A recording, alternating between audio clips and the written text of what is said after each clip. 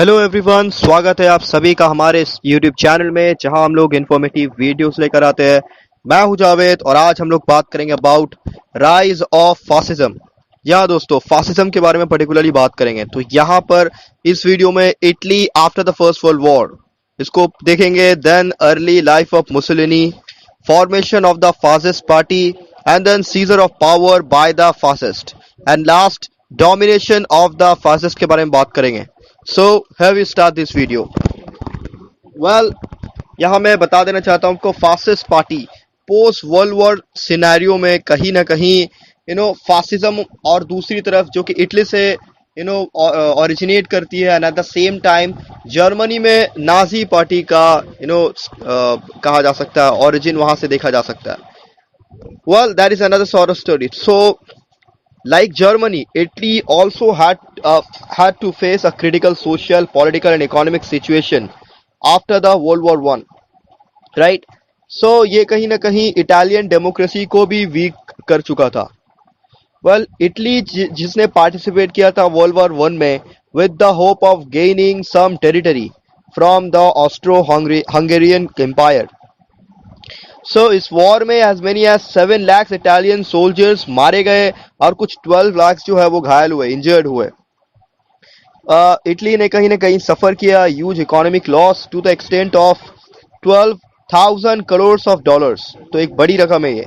Well, इसके बाद the war after the war Italy was isolated in the Paris peace conference, because वहां एक conspiracy थी England and France की, तो उसको वहां से कंस्पिरेसी के तौर से उसको लगा कि ठीक नहीं है, तो उसको हटा दिया गया। वेल, इस तरीके से उसको डिप्राइव भी किया गया of her cherished hope of obtaining Albania and the port of Fiume on the Adriatic. Well, even Italy भी डिसअपॉइंट हुई इस बात को लेकर in the distribution of African colonies. So Italians were murmuring with the discontent and lost confidence on the government. So ये एक factor था कि क्यों इटली दोबारा एक हॉस्टाइल एटीट्यूड लेकर दोबारा इमर्ज हो रहा है। वेल, दूसरा पॉइंट ये हो सकता है दोस्तों कि after World War one Italy was also a victim of severe economic crisis। ये बात कर चुके हम लोग। तो इकोनॉमिक स्ट्रक्चर भी बहुत हद तक शैटर्ड हुआ था। Agriculture sector particularly broke down हो चुका था। वेल, कुछ स्कैरसिटी भी थी। Scarcity in the sense food को ले लो आप, प्राइस, डेली नेसेसिटीज जो थी उसके प्राइस में बढ़ोतरी वगैरह वगैरह। सो अंदर से she was in a state of an unprecedented inflation rate. A problem of unemployment भी दस्तक दे रही थी कहीं ना कहीं। बिसाइड्स, बोल्शेविक आइडियोलॉजी भी धीरे धीरे ग्रेजुअली पॉपुलर होती जा रही थी, and jobless youths and workers इस तरीके से सोशलिस्ट पार्टी को ज्वाइन करते हैं। Well, by 1920-21 nearly 1/3 of Italian population वो कहीं ना कहीं सोशलिज्म के फॉलोअर बन जाते हैं। एंड देन इटालियन वर्कर्स वो डिमांड करते हैं for the increase of wages. So ये जो डिमांड्स होती है also included the reduction of working hours and price of commodities. So they went on strikes, right? So their demands might be fulfilled. Total number of industrial strike in Italy कहा जाता है कि like 1871 पहुंच जाती है, but it actually reached 2070 by 1920। So workers यहाँ seize करते हैं मेनी फैक्ट्रीज, राइट? पिजेंट्स अपने कामों को रोक देती है, पिजेंट्स जो है टैक्स देना रोक देती है to landlords and forcibly occupy their lands, even assassinated many of them. Looting and plundering बहुत ही आम हो जाता है इटली में। Industrialist, landlords and middle class people ये कहीं ना कहीं एंगर एक्सप्रेस करते हैं। So there was no political stability in Italy after World War one, right? So ये सब कुछ फैक्टर थी। फाइनली होता क्या है, at least 6 ministries were formed and dissolved in the years between 1919 and 1922। तो ये सोचने वाली बात है कि कितना कोटिक सिचुएशन फैल गया था, कितना कैओस फैल गया था, राइट? लॉ एंड ऑर्डर बिगड़ चुकी थी। ई लिप्सन रिमार्क करते हैं that Italy was rushing heading on the road to complete anarchy, right? So in this hour of national crisis, Mussolini, Italian political scenario में उभर कर सामने आते हैं। He appeared on the political platform of Italy. he and his fascist party strengthened Italy with a new vigor and brought her out of chaos.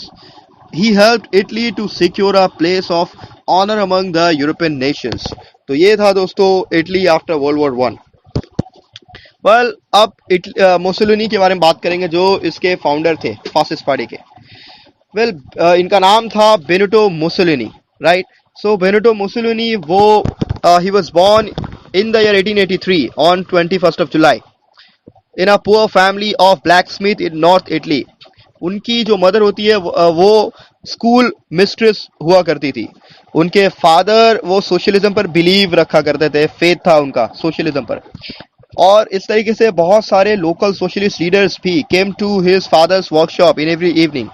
सो उसके father जो थे, उसके फादर का वर्कशॉप जो था was the nursery of Mussolini's future political life. So इस तरीके से वो ही became a teacher at the age of 18 and after some time went to Lucerne of Switzerland and Geneva University for higher education. बहरहाल ये जो मामला था, he was expelled from Switzerland for his association with the socialist movement. So वो join करते हैं First World War as an ordinary soldier, right, like any other soldier. But he was seriously injured. Sorry, he was really seriously injured in the war and came back to Italy. Well अब यहाँ से fascist party के formation के बारे में बात करेंगे. तो नेशनल डिजास्टर जो था that dawned upon Italy after first world War. So लोगों की जितने भी अलग अलग सेक्शन थी, जितने भी कम्युनिटी, वो कहीं ना कहीं इस बात को लेकर गुस्सा हुई. Not only for the Kotak condition and anarchy created by the socialists, but also for the inability of the Democrats to solve any problem affecting Italy. Well Mussolini इस बात का फायदा उठाती इस सिचुएशन का. 23 मार्च 1919 को 118 सोल्जर के साथ वो discharge who were discharged from the army and patriots, वो एक साथ असेंबल होते हैं at Milan, right. So Milan is a name of a place in Italy. Mussolini declare करते हैं the formation of fascist party in this assembly, right. So faces were the symbol fascists were the symbol of this party. It means a wooden stick tied with a piece of rope. Wooden stick tied with a piece of rope. तो ancient रोम में Roman empires जो हुआ करते थे, they used this symbol and Mussolini accepted this symbol in honor of the ancient Roman emperors. So इस तरीके से new party सामने आती है और अपने डिमांड्स को सामने रखती है. Well these included revision of the Treaty of Versailles, formation of a national assembly, nationalism of the property of the church, fixation of hours of work, participation of the workers in the management, imposition of inheritance tax on the wealthy people, etc. तो ये कुछ demands होती है. Well उन्होंने एक para military force भी form किया with the red train soldiers and unemployed youths. Shortly this para military force वो कन्वर्ट हो जाती है into a well equipped and disciplined army. Well the members of this organisation wore black dresses. तो black dresses पहना करते थे, ये important point है, ब्लैक ड्रेसेस पहना करते थे ये. So they were also known as the black shirts. तो ब्लैक शर्ट्स के नाम से जाना जाता है इनको. Well on the other hand Nazis हुआ करते थे, उनको ब्राउन शर्ट्स के नाम से जाना जाता था. So according to Mussolini the state was above everything, है ना. सो उन्होंने डिक्लेयर किया everything in the state, nothing outside the state and nothing against the state. ये बात उन्होंने डिक्लेयर किया. मुसोलिनी के हिसाब से indiscipline was equal to treason. Fascism did not follow freedom of the press और फ्रीडम ऑफ एक्सप्रेशन. ये भी इंपॉर्टेंट पॉइंट है. ये इसका एम था कहीं ना कहीं at the attainment of the following objects. वो था to enhance the honour of the state और टू ग्लोरीफाई द स्टेट. दूसरा, to secure for Italy a respectable position in international politics by following a vigorous foreign policy. तीसरा था to prevent communism and चौथा था to protect private property of the citizens, right. तो ये था formation of the fascist party and their demands. Well, अगर scissor of power by the fascist के बारे में बात करें तो number of members of the fascist वो इंक्रीज होते हैं considerably in the branches. Like 70 other cities में ये एस्टैब्लिश होती है. इसके अलग अलग अलग अलग ब्रांचेस। सो कुछ 30 लाख मेंबर्स हो गए थे during its third session in 1921, right. तो ये पार्टी पार्टिसिपेट करती है in the election of 1921 and जीती है कुछ 35 सीट्स के साथ। और इस तरीके से ये अपना टेरर को क्रिएट करती है in the country by restoring to violent methods, right. So October 1922 में Mussolini intimidated king Victor Emmanuel III that he would attack Rome with his black shirt army.